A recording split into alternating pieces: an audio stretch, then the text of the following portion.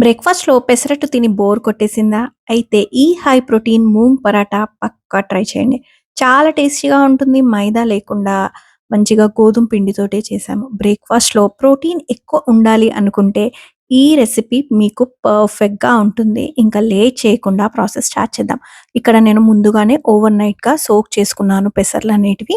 ఇప్పుడు ఒక మిక్సర్ జార్‌లోకి కొన్ని పచ్చిమిరపకాయలు, అల్లము, ఇంకా చిన్నగా కట్ చేసుకున్న క్యారెట్ పీసెస్ కూడా ఎసేసి వీటిని మంచిగా బ్లెండ్ చేసేయండి. ఇలా బ్లెండ్ చేసి పక్కకు పెట్టేసుకొని దీంట్లోకి మనము వాటర్ లేకుండా పెసర్లుంటాయి కదా! నానబెట్టుకున్నవి అవి యాడ్ చేసి చాలా అంటే చాలా తక్కువ వాటర్ గ్రైండ్ అవ్వడానికి పర్పస్ మాత్రమే యాడ్ చేసుకొని ఇలా గట్టిగా మనము బ్లెండ్ చేసుకోవాలి.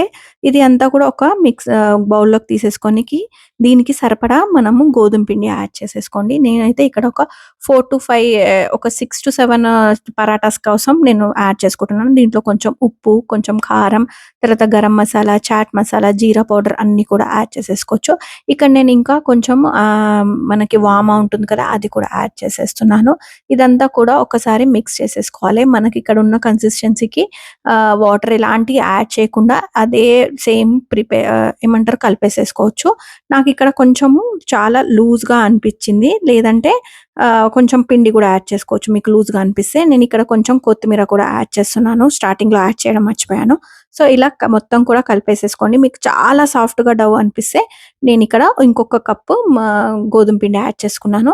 యాడ్ చేసుకొని ఇది మనం చపాతీ పిండి ఎలా అయితే తడుపుకుంటామో అలాగే తడుపుకోవాలి.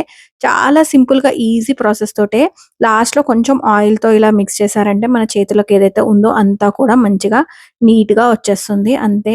ఇలా మొత్తం కూడా కలిపేసి ఒక 10-15 మినిట్స్ పక్కన పెట్టేసేయండి. మనం చపాతీ పిండిని ఎలా అయితే నానపెడతామో అలా అంతకంటే ఎక్కువ నానపెట్టేసేయకండి. లూజ్ అయిపోతుంది చాలా.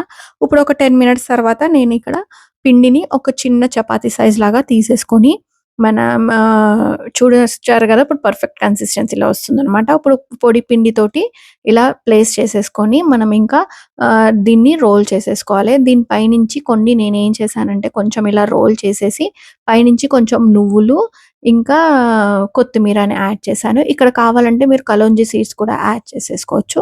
ఇప్పుడు ఇదంతా కూడా కొంచెం మంచిగా తిరగడానికి నేను మళ్ళీ కొంచెం పిండి యాడ్ చేసి ఇదంతా మంచిగా మనం చపాతీ ఎలా అయితే రోల్ చేసుకుంటామో అలాగే చపాతీ చేసుకోవాలి. కాకపోతే మనం ఇక్కడ యాడ్ చేసింది మూంగ్ దాల్‌వి కాబట్టి సైడ్స్ ఇలా ఎడ్జెస్ ఇలా క్రాక్స్ లాగా వస్తాయి. సాఫ్ట్‌గా చపాతీలాగా రాకుండా. సో, నేనేం చేస్తున్నానంటే ఇక్కడ ఇలా కట్ చేసేసుకుంటున్నాను. మీకు కావాలంటే మీరు యాస్ ఇట్ ఈజ్ అలాగే కూడా ప్రిపేర్ చేసేసుకోవచ్చు. ఇలా కట్ చేసుకున్నారంటే మనకి షేప్ మంచిగా కనిపిస్తుందనమాట. ఇప్పుడు ఇది మనం వేడి వేడి పెనం మీద ఒక 1 tea spoon of oil add చేయండి. ఈ ఆయిల్ అంతా వేడయ్యాక ఇప్పుడు మనం ఈ పరాటా అనేది యాడ్ చేసి దీని పైనుంచి కూడా కొంచెం ఆయిల్ యాడ్ చేసేసుకోవచ్చు. ఆయిల్ కానీ, ఘీ కానీ, బటర్ కానీ ఏది యాడ్ చేసుకున్నా కూడా ఆహ్, ఏదైనా కూడా మీడియం ఫ్లేమ్‌లో లోలా కాల్చేసుకోవాలి. ఇదంతా కూడా మీడియం టు లో ఫ్లేమ్‌లో పెట్టేసుకొని మంచిగా అన్ని సైడ్స్ కూడా బాగా కాలాలి. ఈ పరాటాకి ఎంత మంచిగా కాలి పైన క్రిస్ప్‌గా అయితుందో అది చాలా టేస్టీగా ఉంటుంది. ఫాస్ట్‌గా చపాతీలాగా కాల్చేసుకొని సాఫ్ట్‌గా కంటే కూడా పైన కొంచెం క్రిస్పీగా చేసుకుంటే బావుంటుంది. అంతే మన super high protein moong paratha అనేది రెడీ అయిపోయింది. ఇది సాఫ్ట్‌గా పైన క్రిస్పీగా చాలా బాగుంటుంది. మీకు కూడా ఇంట్లో ఒక్కసారి ట్రై చేసి ఎలా వచ్చిందో నాకు కామెంట్ సెక్షన్‌లో తప్పకుండా చెప్పండి. ఇంకా వీడియో నచ్చితే అయితే లైక్ చేయండి, షేర్ చేయండి. And me family and friends తోటి పక్కా షేర్ చేస్తారని అనుకుంటున్నాను. ఇలాంటి హెల్తీ, టేస్టీ రెసిపీస్ కోసం మన ఛానెల్‌ని సబ్స్క్రైబ్ చేసుకోవడం మాత్రం మర్చిపోకండి. మళ్ళీ నెక్స్ట్ వీడియోలో మళ్ళీ కలుస్తాను. అప్పటి వరకు బాయ్ బాయ్.